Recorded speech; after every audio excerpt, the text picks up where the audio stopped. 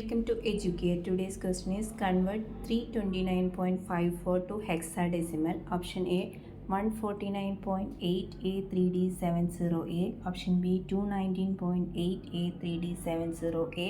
Option C 149.8A70AD.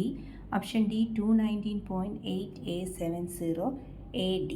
Correct answer is option A 149.8A3D70A.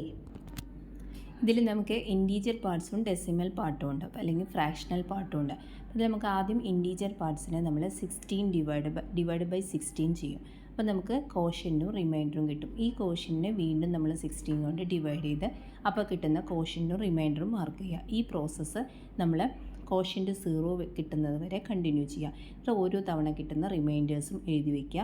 ഈ റിമൈൻഡേഴ്സിനെ ബോട്ടത്തു നിന്ന് ടോപ്പിലേക്ക് എഴുതുമ്പോൾ നമുക്ക് കറസ്പോണ്ടിങ് ഹെക്സാഡെസിമൽ നമ്പർ കിട്ടും. അപ്പോൾ നമുക്ക് 329ൻ്റെ കറസ്പോണ്ടിങ് ഹെക്സാഡെസിമൽ നമ്പർ 149 ആണ് കിട്ടുക. ഇനി നമുക്ക് അടുത്ത പോർഷൻസ് വരുന്നത് നമ്മളുടെ ഫ്രാക്ഷണൽ പാർട്സ് ആണ്. ഈ ഫ്രാക്ഷണൽ പാർട്സിനെ നമ്മൾ ഇൻറ്റു 16 ചെയ്യുക. അപ്പോൾ നമുക്ക് എന്ത് കിട്ടും? നമുക്ക് ഒരു ഇൻറ്റീജർ പാർട്ടും ഒരു ഫ്രാക്ഷണൽ പാർട്ടും ചെയ്യും. ഈ ഫ്രാക്ഷണൽ പാർട്ടിനെ വീണ്ടും നമ്മൾ ഇൻറ്റു 16 ചെയ്യാം. അപ്പോൾ നമുക്ക് കറസ്പോണ്ടിങ് ഇൻറ്റീജർ പാർട്ടും ഫ്രാക്ഷണൽ പാർട്ടും ഈ പ്രോസസ്സ് അപ് ടു ഒരു 10 ഡിജിറ്റ് വരെ നമുക്ക് കണ്ടിന്യൂ ചെയ്ത് പോവാം.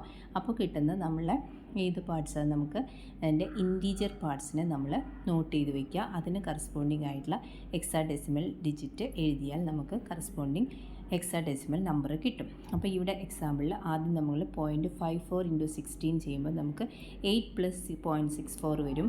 ദെൻ 0.64 ഇൻറ്റു 60 ചെയ്യുമ്പോൾ 10 പ്ലസ് 0.24 വരും. അപ്പോൾ 10 എന്ന് പറയുമ്പോൾ A. അപ്പോൾ ഇതുപോലെ നമ്മൾ എഴുതി കഴിഞ്ഞാൽ നമുക്ക് ആൻസർ കിട്ടുന്നത് 0.8A3D70A3D7 ആണ്. ഓക്കെ, അപ്പോൾ correct answer is 149.8A3D70A. Thank you.